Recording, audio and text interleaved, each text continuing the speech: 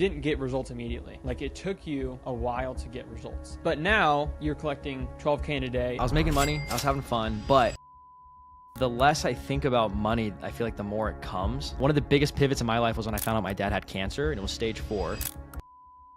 In my life, in my business, I was like, why am I even doing this? You need to be willing to commit to get these results, because like excellence and making a lot of money doesn't come from comfortability. If I didn't make things work, something bad was gonna happen. He booked 9 calls, he closed 2 of them, and he added $5,000 a monthly recurring revenue on top of what he was doing already. And I literally, like, I had maybe 20, 30 grand in the bank.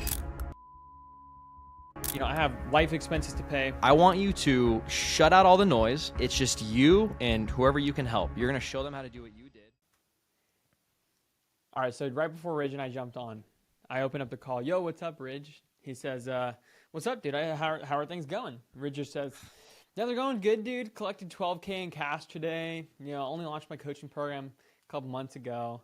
I was like, damn, dude, most people, that's where they wish to get. So, dude, welcome, and thanks for coming on, bro. Yeah, dude, thanks for joining me. Appreciate you coming today. Thank you very much. Dude, I first want to start off with, like, we started working together like 4 months ago-ish. Mm-hmm. Yeah, just about. And dude, what were you doing before we started working together? Like, what, not in revenue, but like in terms of like Ridge's life. Like, what were you doing? In-person videography? Like, I don't exactly know what that was. Dude, I don't even really know. I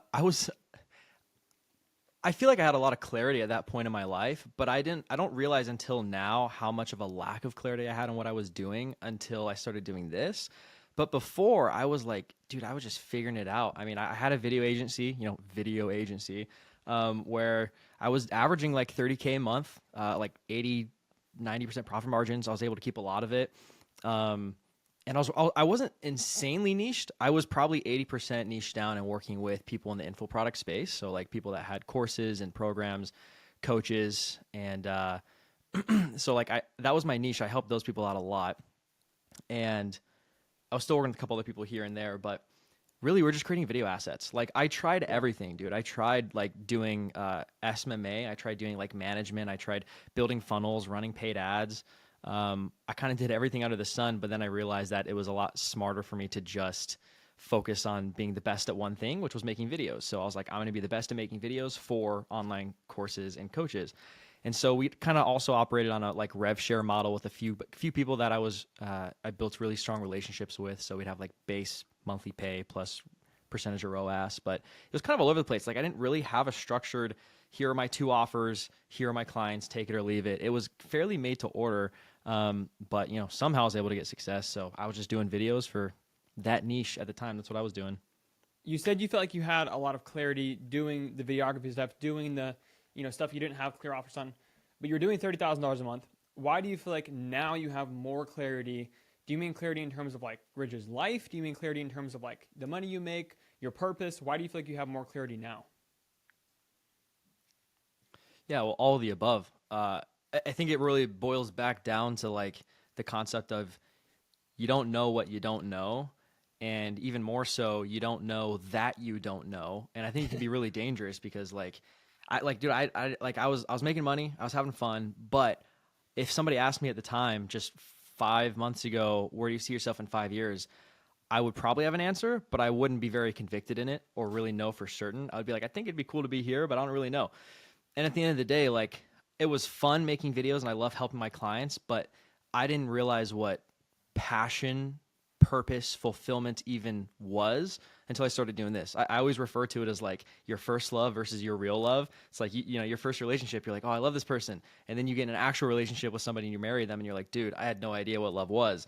Yeah. Right. So, the purpose and clarity in everything, like in my life and in the business. And for the first time, I really feel like I'm able to really wrap my business and build it within my life, like the life that I want to live, and then be able to build a business that supports that instead of, the other way around.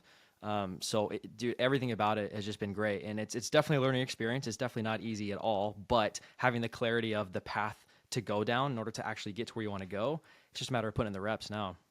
Yeah. And I think that, you and I work together. And by the way, if you guys don't know what he's talking about switching from that to now a coaching offer, which is super, super aligned, which we're going to get into. But I want to know, like, I think you're like one of the best case studies, we could ever have, because when you started, you didn't get results immediately. Like, it took you a Yeah. while to get results. But now you're collecting 12K in a day, and last week I think you did, I don't know, more than that. And I'm just wondering, like, why do you feel like you didn't get Yeah. results then, but all of a sudden, boom, you're making money? Like, why? I think it's pretty easy. At first, I was like banging my head against the wall, like, what am I doing wrong? I'm doing what Grayson's doing, and then it clicked, and I was like, that's what I'm doing wrong. I'm just kind of copying, and it's kind of embarrassing to say that. I wasn't really copying, but like, dude, 60-70%, I was just kind of taking what you were doing. I was like, well, it must be working, so let me try and do it. Yeah. And I had a lot of imposter syndrome, right? Like, I think everybody kind of battles that, but at first, I was like, what am I doing? Like, do I even have the credentials to have a coaching program? Am I even capable of teaching people? Like, I don't even know how I did what I did. How am I going to show other people how to do it? Right. So it took a lot of fighting that, but, and I don't know if it was like a click or what happened, but I just actually, no, I do know as I say it out loud. My girlfriend and I, so she's a lot smarter than I am. She's very emotionally intelligent, and she gets to watch me on the sidelines. Right. And so while she was watching me do all this stuff, she had a conversation with me. She was like, I don't really feel like this is you. Like, it's you, but it's not, And when she said that, I oddly understood what she meant. And I did a lot of teleprompt stuff too. Like, I'd script my stuff, I teleprompt it and read off a teleprompter, and I'm good off a teleprompter, but it's still the fact that it's a teleprompter. So she really challenged me. She was like, I want you to shut out all the noise. It's just you and whoever you can help. You're going to show them how to do what you did, right? And whenever you build your personal brand, like, be authentically and unapologetically yourself. Like, talk about things you want to talk about and just add value in the way you want to add value. So I started getting to a point where, dude, my content cadence now, by the way, I fully believe it all comes down to like the content and the brand that you build. Like, Yeah. I saw such a massive shift so quickly as soon as I started shifting the way that I made my content. Specifically, the shift I made was I wasn't as polished as before. Like, I would script everything out word for word and then read it off. Now, like, throughout the week, I have ideas pop in my head. So I'll pull out Notion on my phone. I'll just type in the idea. And then once a week on Monday, I'll come in and see all the ideas I have written out, just the concepts. And then I'll just hit record on my setup right here. I'll just hit record and then I'll just talk. And I don't know if everybody can do that, but it's worked well for me. So I just started talking like in just what's coming off the top of my head. I know you do that too. Yeah. And dude, it was No, like night and day. All of a sudden I'm hopping on calls now where, dude, everybody's hopping on the calls. I haven't had anybody not show up. Everybody, when I ask them, why'd you decide to hop on a call? They're like, dude, I just love what you're doing. I feel like I can trust you. I just want to know like if you can help me. So I don't even really sell anything. I'm just diagnosing problems and providing a solution if there is one that I can help out with. And I don't know. It's gotten a lot easier. And I think the biggest thing I'm still fighting is the imposter syndrome, but it's getting a lot easier for sure. Yeah, and I think pro tip for anybody out there: if you can't have just an idea or concept, press record and talk, then you don't know enough about it, and you shouldn't be talking about it. People are like, dude, that's a valid point too. For sure. How do you do that? How do you sit down and just talk? Like, it's okay if you can't do that. Maybe you shouldn't be a coach, right? Maybe you shouldn't be consulting on it. I do think there's like some people don't have a ton of experience in front of the camera. So it definitely is a totally different dynamic when you got a light and a camera in your face and you got to develop that presence. But still, the principle still stands. Like, if you can't just sit and talk about it, then you probably don't really know what you're talking about. Yeah. Like, how are you going to get on a coaching call and coach somebody if you can't do it, just because the camera's on? Like, there's going to be more pressure when there's actually someone on the Zoom screen in front of you or in person or whatever it is. There's going to be more pressure then to perform than there is when there's just like a camera and no one else in the room. So if you can't do it, that's just my opinion. But dude, okay. So what in the last like 30 days has it looked like for you coaching wise, revenue wise, clients wise, fulfillment wise? What does that look like for you? And then obviously you think that switch happened when you started making great content. Like, what did that switch look like? You went from like signing up 1 or 2 clients to now you're doing like a few clients a week, or? Yeah, when I first launched, I think I might have signed up 2 or 3 clients in the first month. Now, like, my minimum goal is my goal is to sign up minimum 2 clients a week.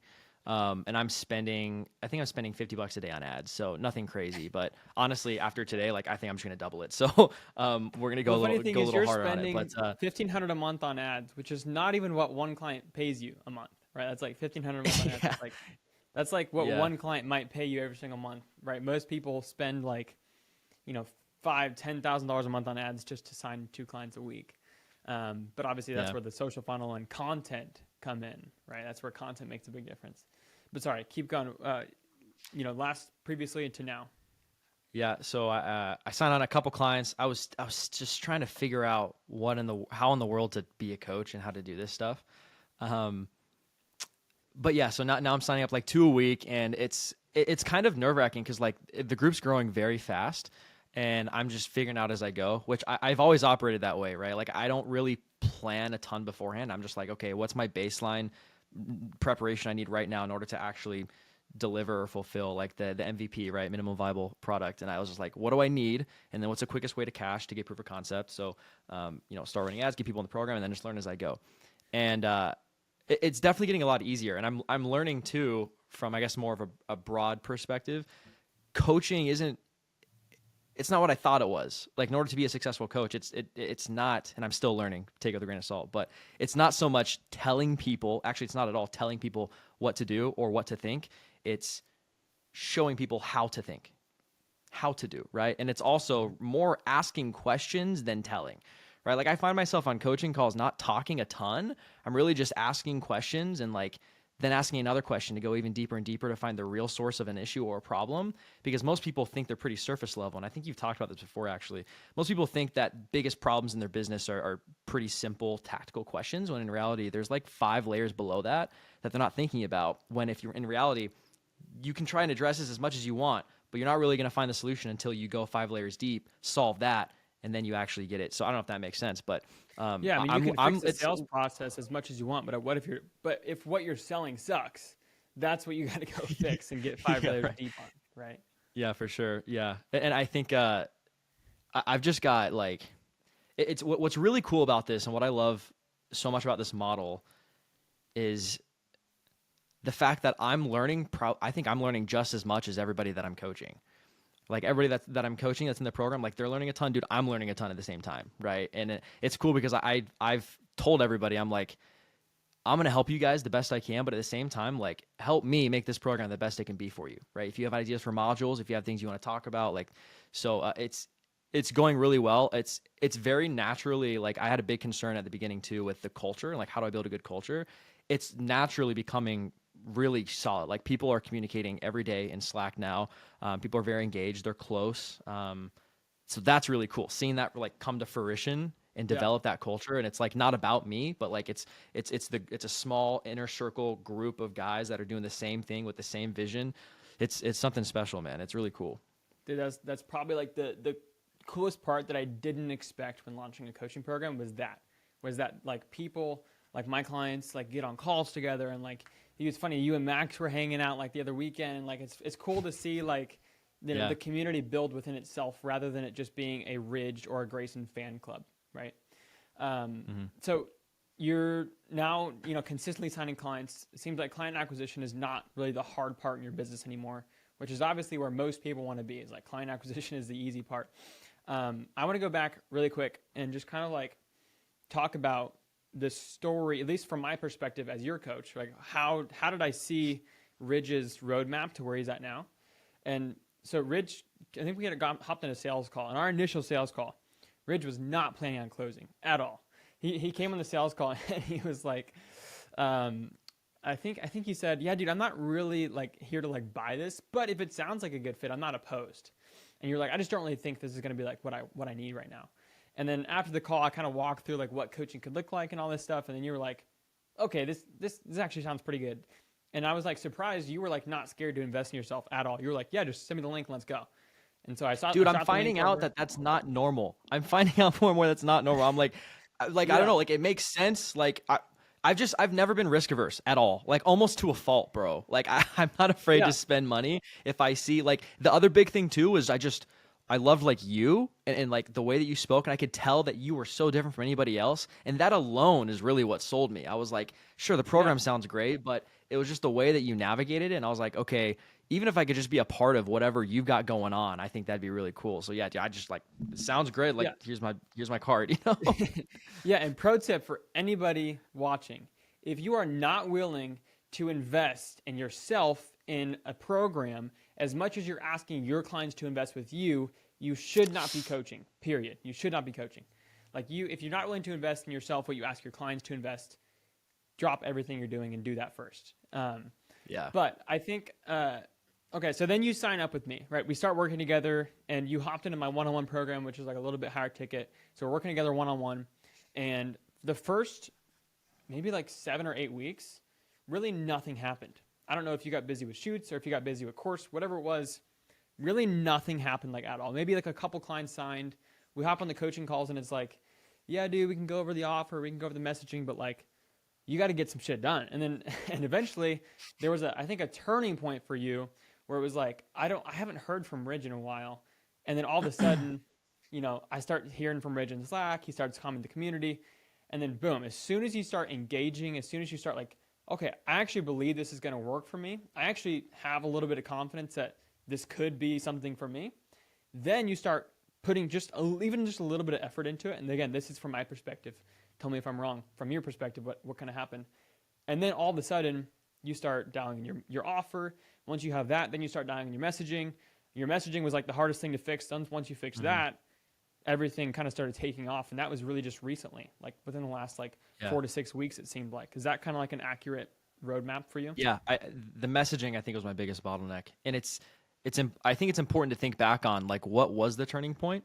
And I don't think I've really sat down and thought about it yet. I'm just kind of rolling with the snowball as it goes so I don't get left behind. But now that I think about it, I don't really, because I'm trying to recall during those first like that month or two of limbo, what was happening, like what was going through my head. And I've got horrible memory. I can't even remember what I had for breakfast this morning. But I think yeah, I don't know. The biggest thing is, I don't know if you know this. So I burned my boats investing with you, bro. Like I didn't have a ton. Like I was making good money, but I spend a lot. Like I have a first of all, I like cars. I know you don't care at all. I like cars. I spend money on nice things. Now, granted, I'm not an idiot, right? Like I have money set aside, but I spent a lot back on the business because I came to a point in the agency where I was like, I don't know if this is what I want to do. And the simple fact of me asking the question of I don't know if this is what I want to do tells me that's not what I want to do. So that's when I was like, I got to make a pivot. I don't know what it's going to be. And so I was talking with some of my buddies, and they're trying to figure out like, well, what do you enjoy? What are you good at? And it always came back to like, I love niching and working with info products and coaches because I love education. They're like, well, you should do one. But I was like, I have no idea what to do, or I can't coach anybody. So I just kind of fell into it, and I was like, I'll figure it out. But I've only ever gotten the best success like with the agency and with this now, like with really any endeavor. I get the best success when I burn my boats. Like, and I know it's kind of an aggressive like way to go about life, but I went into it knowing that if I invested in this, like that additional $2,000 a month, plus like the money in ads and stuff like that, at first I was going to be in the hole. Like I was going to be negative. And like I knew that going into it, but I knew that, and I told myself that's why I need to do it. I don't know anybody that thinks that way. First of all, like it almost seems like I almost seem like it just makes sense because I know my personality. I know if I give myself no option, I'm going to make it work. And so I think I had a click like a month or so ago, where first of all the messaging helped out a lot, but I think I spent the last of my money coming out in that mastermind. Like I've got like probably $15,000 in debt and not a lot of cash reserve. Like I pulled out of some of my savings and stuff, full transparency. And I spent a few $1,000s coming out of that mastermind. And I was like, I don't care. Like I'm going to go into more debt because I had a feeling that like collective experience was going to be really, really good. I was like, I need to go out there just for the, what's the word? Just for the, Belief shift. Just to be surrounded by everyone. Yeah. Just to be there in the presence of everybody that's on the same path. And that definitely played a big role too. Like I came back having a lot more clarity. But I don't know. I feel like I'm babbling at this point. I think No, messaging was a dude. huge thing, but I just gave I myself think no choice. Like a month ago, I was like, dude, I have to make this work. And so I just worked relentlessly every day. yeah, So, and I think this goes like, dude, you're probably like, there's probably so many people watching this right now that are in the exact same position of like, their things are tough. They maybe can't afford the coach they want to choose. They can't afford to work with Grayson. They can't afford to work with Ridge. I remember when I started my coaching program, I definitely could not afford to work with my coach at the time. Like I could not afford his program, period. I could maybe make the first like 5 weeks of payments and that was it. I had to make something work. mm-hmm. And like I burned bridges to do that. I shut down my $60,000 a month agency to do that. And I literally like I had maybe 20, 30 grand in the bank, but I had to like, I had taxes coming up. I had whatever coming up. I had, I have life expenses to pay. Like if I didn't make things work, something bad was going to happen. Yeah. But I think that something happens when you go all in. It's not only something about you and the way that you like, this is it. This is the moment. This is like, I have to make things work, but also other people can sense, hey, Ridge is all in. This is Ridge's thing, right? That Ridge is like all in this coaching program. Ridge is all in for his clients. Ridge is here to make an impact on people, and this is all he's got going on. Like you can tell Ridge is all in. I remember like Lyle and I have like a tithing budget each month. And we were trying to recently figure out like where do we want to put our money? And we have like this one group that was like, yeah, we could put our money there and it would make probably great impact. But we had this other guy who's much smaller, but we could just tell this church, this guy running this charity is all freaking in. He hasn't made money in like from this thing ever. And he's just like all in this on this community locally. And we're like, all right, we're going to put our money there. And I think with your clients, it's the same thing. It's like there's a million videography coaches out there, but for Ridge, why are they investing in him or why did you invest in me? You can tell we are all in. So I think something happens. I think you have a great point there, dude.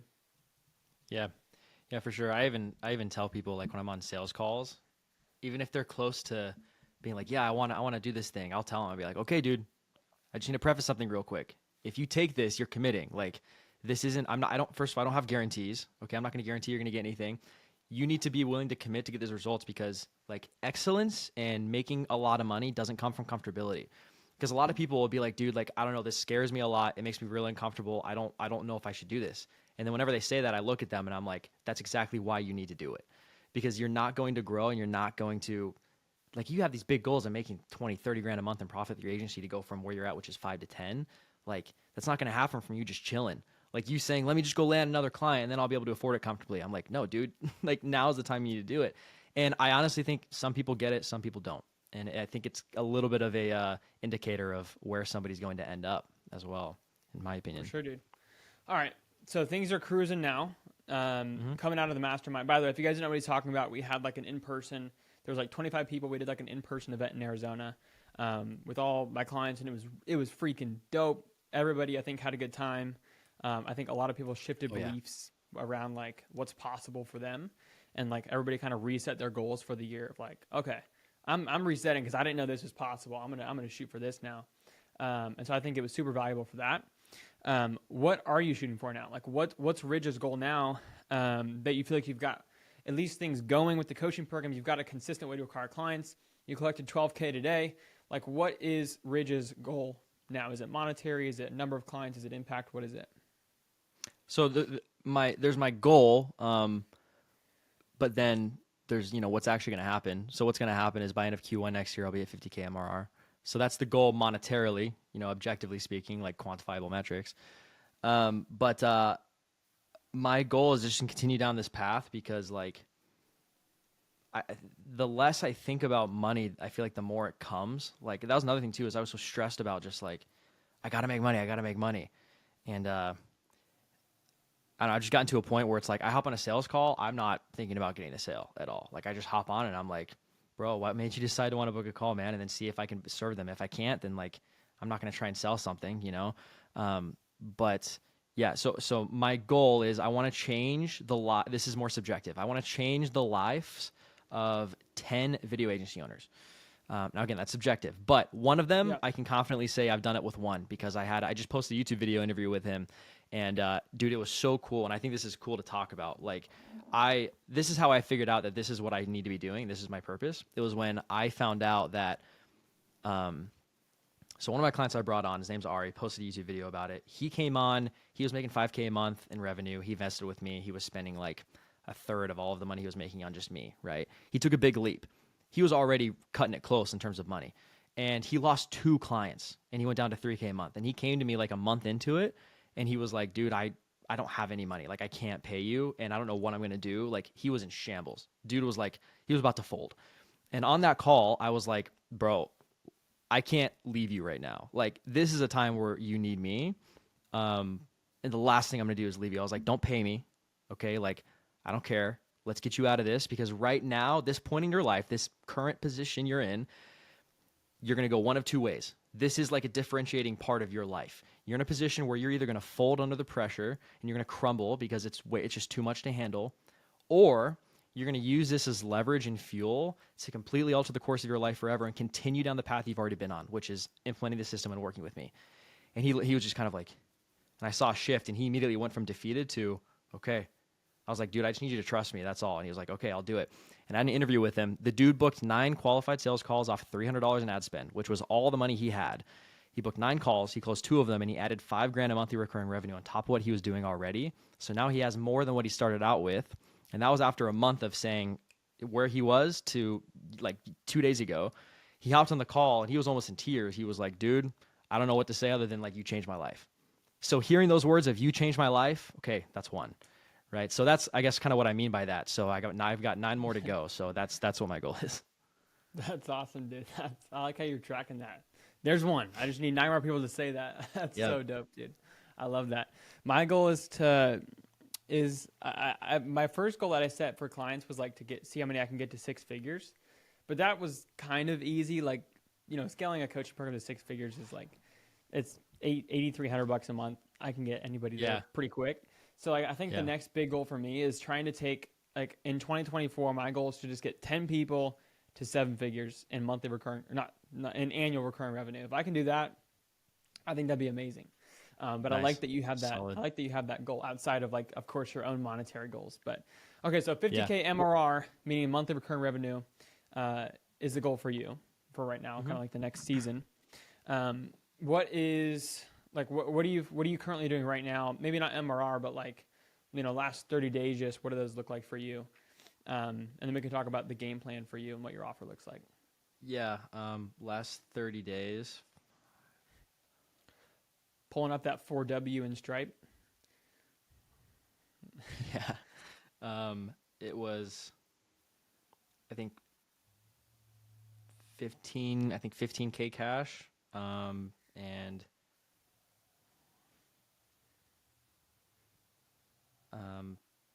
6,300 a month contracted and recurring revenue. So that's, in Sweet. Total 25,000 contracted. $25,000 contracted last 30 days. And what? Okay, sweet. And then what do you feel like? Because now, like, I feel like at least right now, like the moment we're on this call, you have like a ton of momentum. Next 30 days, what do you feel like you're going to do realistically for yourself? I mean, I think a lot of people underestimate how much they can do, in 30 days. And I don't think 40 contracted is unreasonable in terms of monthly recurring revenue though. Like if I can get to 15K MRR in the next 30 days, like I'd be pumped. Yeah. Yeah. I think a lot of people really underestimate how different life can look at 15K MRR. Like if you have the difference between like, getting a bunch of pay in fulls in a month, maybe you collect $50,000 in a month or $30,000 a month, which is crazy, right? You could do that for anybody can really run some ads and do that, collect some PIFs, have a $30,000 a month, but having a $15,000 in monthly recurring revenue month and having that consistency and predictability in your business, there's nothing like knowing exactly how much money you're going to make next month. Like I know I'm going to make $85,000 next month minimum, like every single month for the next year. And like having that consistency that most coaches don't have is crazy. Now for you, why do you feel like I think a lot of people ask me this all the time, but I'll hear from you as one of my clients, see what your opinion is. Like why do you go the monthly recurring revenue route where most coaches do like pay in fulls? Well, that's exactly what you said. I mean, 2 big reasons. One is having that security and knowing that you go into a new month and you're going to have at least this much coming in. That's really cool. So selfishly, that's huge. I also like the fact that it encourages more of like instilling a long-term partnership with people, because like I do like the idea of working one-on-one with people long term and not just doing like 16 weeks and then saying, cool, you got good Yeah. results, bye. Like I want to Yeah. like be like, okay, cool, you got great results, now what's the next phase? And then be able to work with people past that. Like I think that's really cool. So yeah, I think those are the two biggest reasons. I really like it a lot. Yeah, Ridge is next step. Ridge is going to start coaching videography coaches. He's going to turn all this Dude, videography. that'd be a specific niche, right? Like, and I'm already talking to a lot of people that are wanting to do it. Like, there's a lot of guys that are doing a good job with their video agencies, and they want to do some sort of an info product. I think that could be money. So we'll see in a few months. Maybe I'd do a slight addition to the niche. Yeah, I would keep the main thing the main thing. But, yeah. Dude, okay, so what would you say, what would Ridge say to someone who right now, maybe they have a skill stack. Like for you, you had skills, you had videography skills, you have creative skills, you have business skills, but you don't have a consistent, predictable business yet. What would you say to that person who has those skills? They just haven't been able to package that into a business that actually makes them, or a coaching business that actually makes them profit every month. What would you say to that person right now listening to this? Yeah, it's a broad question. Are they aware of their skills they have? Were you aware of your skills you had? Yes and no. Then we'll Partially. go yes and no is the answer. I think honestly, like just find someone who's doing what you want to do, and then just pay them to show you how to do it. Like, and then make it your own. Like, don't copy, obviously. Like, have someone show you the process they did, understand how they did it, and then create it yourself. But at the end of the day, like I don't know, it seems like a cheat code to have a coach, honestly. Like people look at it as an expense. It's like, dude, it's the best thing you can spend your money on, honestly, as long as it's the right person. That's the thing too, because there's so many coaches out there, right? It's like, how do you choose the right one? Okay, Well, so this brings me to the question of like, why did Ridge pick Grayson? Like what I know on the sales call you said there's maybe some things I said, but like besides Grayson's sneaky oil salesman tactics, what what like why'd you pick me, or why should anybody pick their, like how should someone pick a coach? What it was was the definitely the decision-making snake oil process? for sure.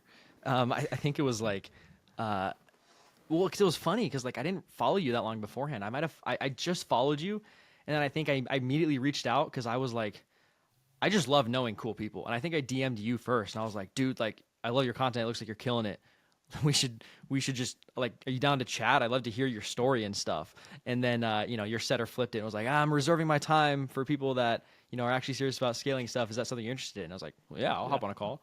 And I didn't even really know what you did. And then I don't know, it was just on the my process for closing with you and like how you nurtured me is not like you do with other people, because like I followed you for maybe a day or two and then we hopped on a call. I did have a few calls lined up. I think Brandon Forbes was one of them, and a couple other guys I don't remember the names of.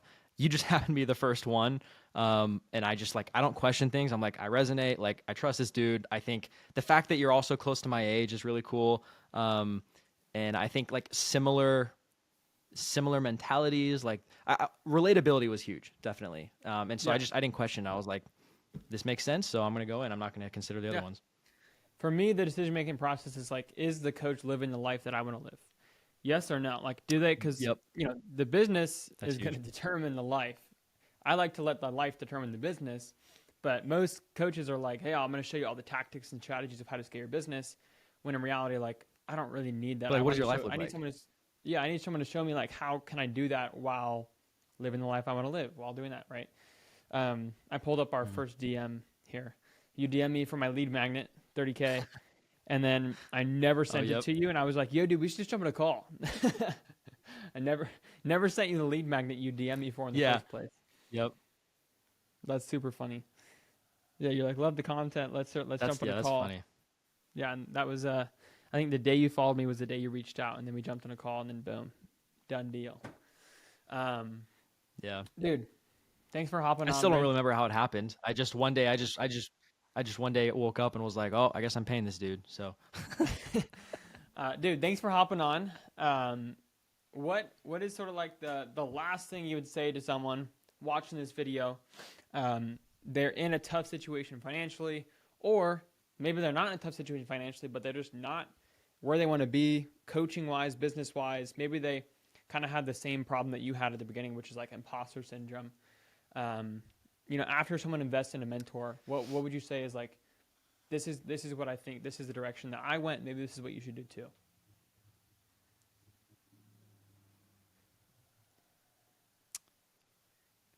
Well, first thing that comes to mind is, first of all, you need to be honest with yourself. I don't think everybody's capable of being an entrepreneur, if I'm being honest. I think there's a lot of people that are just, they just can't do it. They want to, they like the idea of not being bossed around or told what to do, but like they just can't stomach it. So I think you need to be honest with yourself and ask the question of, what are you willing to do to have, the life of your dreams, whatever that looks like, right? Make 40, 50 grand a month. What are you willing to do in order to do that? And if it's just shy of anything, it's like, okay, cool. There's your first step. Second of all, you need to go all in on something, right? Cause like every day that goes by, and like I just filmed a video on my story, and one of the biggest pivots in my life was when I found out my dad had cancer, and it was stage 4. And I questioned everything in my life, in my business. I was like, why am I even doing this? Like, why am I trying to make a lot of money for what? Like to get nice stuff? And then I just realized that, like, dude, every day that passes, like, is so fast. And I always thought it was a cliche, or, like it was like, woo, like every day matters. But I didn't really think about it until that kind of hit me. And I was like, dude, you could be gone tomorrow. And he's like my best friend, right? So that was a big pivotal point for me, where it was like, dude, don't question things and take action. Like, lower your threshold to take action, right? Like if you're in a tough spot, you don't know what to do, go fucking find somebody that's doing what you want to do, that aligns with you, and then just pay them to show you how to do it. Like, I think everybody needs a mentor, especially if you want to be an entrepreneur, you want to build some sort of a business, you need to find somebody that you can rely on, and just pay them. But at the end of the day, like, I firmly believe, burn your boats, put yourself in very uncomfortable and terrifying positions, and then you'll guarantee success. Boom. You heard it from Ridge first. Put yourself in a terrifying situation. Oh, man. Anyways. Dude, well, hopefully I'll see you in Switzerland. That'll be a fun one. Hopefully you can make it out. With the 12K cash collected day, you better freaking make it out to Switzerland, the most expensive country on planet Earth. But anyways, dude, thanks for hopping on. Yeah, dude, thanks for having me. I appreciate it. Great conversation.